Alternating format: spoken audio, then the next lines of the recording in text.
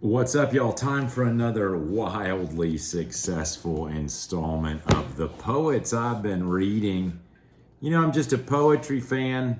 I read poetry a lot, I write poetry a lot, think about it a lot. I like to say that I get my news from poetry. It's sort of news that's been filtered through the heart. Here's what I've been reading lately. This was one book called Where Are the Snows by Kathleen Rooney. This was published by Texas Review Press in 2022 and the winner of the XJ Kennedy Poetry Prize. So the poems in here are really, she's a Chicago poet, and the poems are real like kind of fragmented. Just they all kind of look like this, various line lengths. And most of the pages go on and on. Most of the poems go on and on for several pages. There's some good fragments in here. For example, probably all modern technology is at least a little bad. That one's sort of fun to think about. How about this? How about this fragment? There are more CEOs named John than there are CEOs who are women. So I really like some of those type of fragments. There's also some cool space stuff in here. I feel like this poetry book kind of comes out of kind of an internet mindset. For example, there's some references to Twitter posts in here, and some of these fragments feel like a Twitter post. It's got this very exaggerated tone at times. A tone that lacks a focus on that gray area and wants to break the world into two easy sections, which is a little bit of a cognitive distortion. For example, she's got some lines in here about angels and devils and says that Trump is the devil. She also says, why doesn't Trump just die?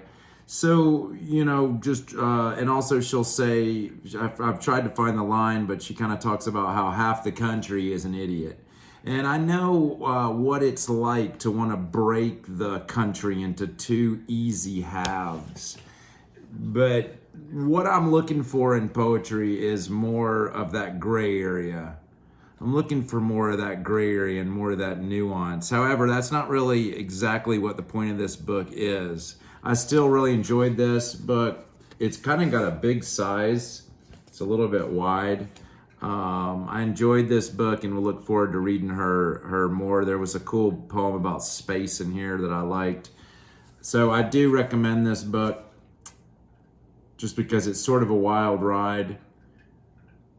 Here's one other thing I wanted to mention. One last thing I wanted to mention. She does talk about Catholicism in here a good bit, and I like how she handled that.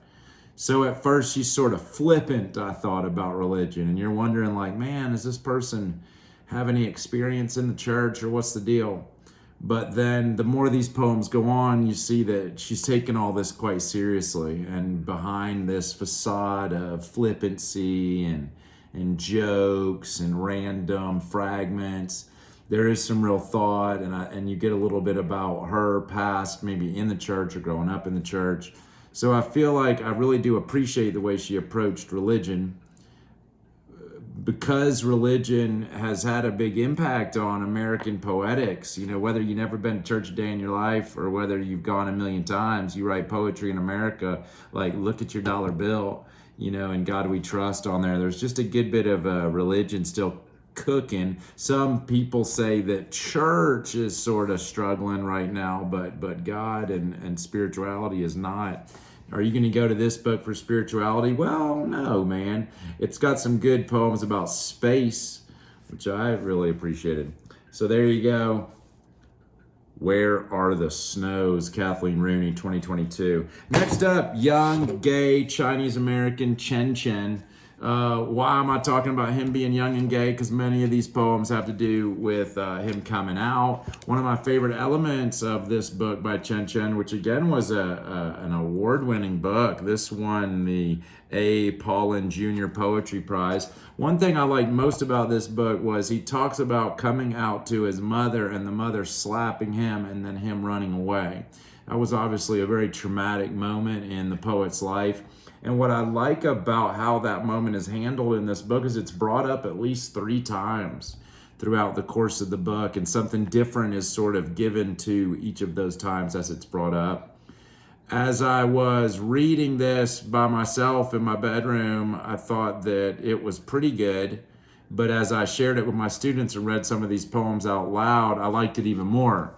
So that's just sort of that special thing that can happen when you read poems out loud rather than when you're just by yourself. I guess it's kind of lucky that as a teacher, I can sit there and read these poems out loud. Did the students listen? Well, I don't know about that, but I certainly got that experience of sharing it out loud, and some of these poems really came to life for me. I also really liked the last poem in this book. I don't want this video to go on and on for you, but there was some optimism. That's another thing I'm really looking for in poetry. I'm not going to poems to be drug into some cognitive distortion. And I'm not going into poems to have a finger pointed at every single person other than the poet. But what I do like about this last poem is that there is some optimism. Just let me share this with you. This is how the book ends. This is the last couple lines in this book by Chen Chen. The name of the book is When I Grow Up, I Want to Be a List of Further Possibilities. It's a nice title, but check this out.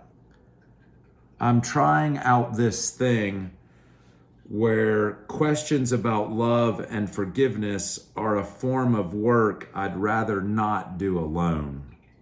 I'm trying to say, let's put our briefcases on our heads in the sudden rain and continue meeting as if we've just been given our names.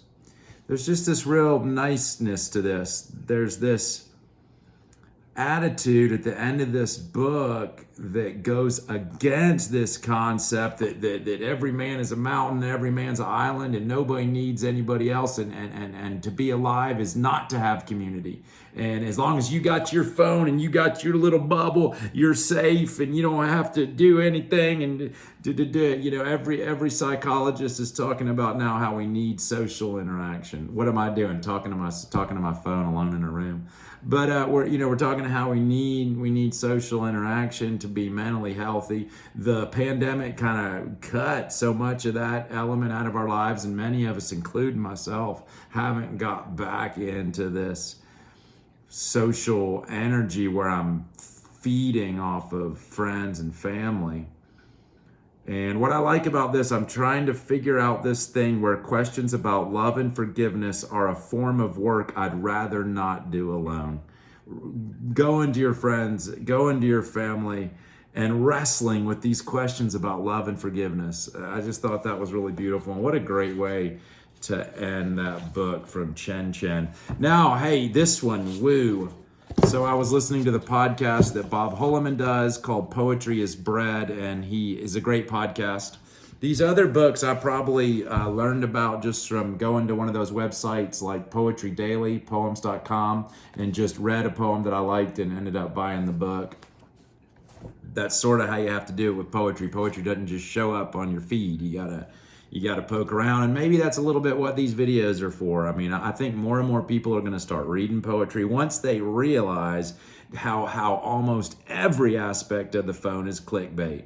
Once they realize that almost everything they're being sucked in on the phone is benefiting somebody else's pocket, and they'll start to read more poetry because they'll realize that nothing about poetry is about somebody getting rich. As Guy Clark said, there is no money in poetry, and that's what sets the poet free. But y'all, I really like this. Palestinian poet Mosab Abu Toha.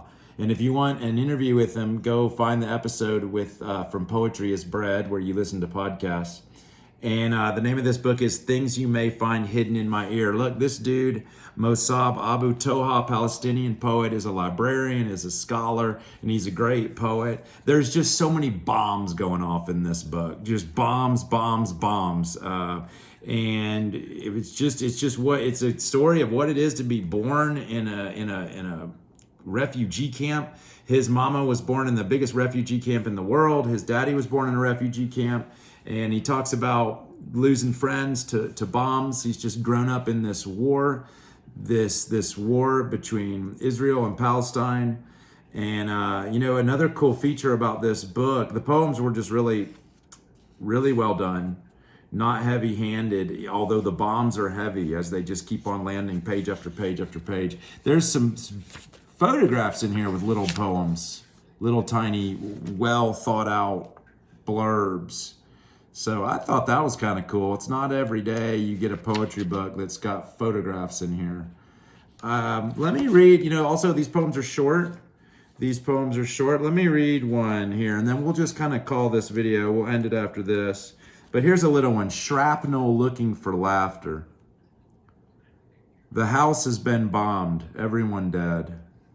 The kids, the parents, the toys, the actors on TV, characters in novels, personas in poetry collections, the I, the he, and the she, no pronouns left. Not even for the kids when they learn parts of speech next year. Shrapnel flies in the dark. Looks for the family's peals of laughter hiding behind poles of disfigured walls and bleeding picture frames.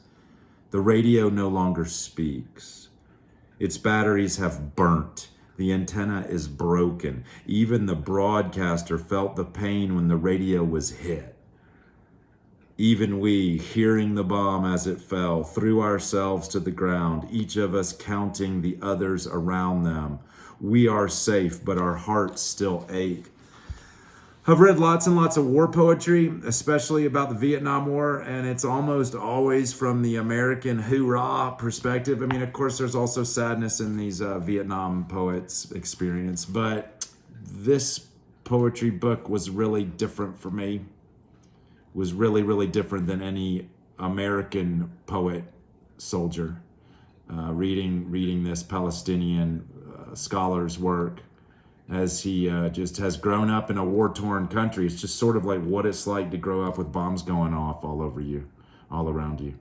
It doesn't get super judgy about the people dropping the bombs. It's just explaining like what life is like.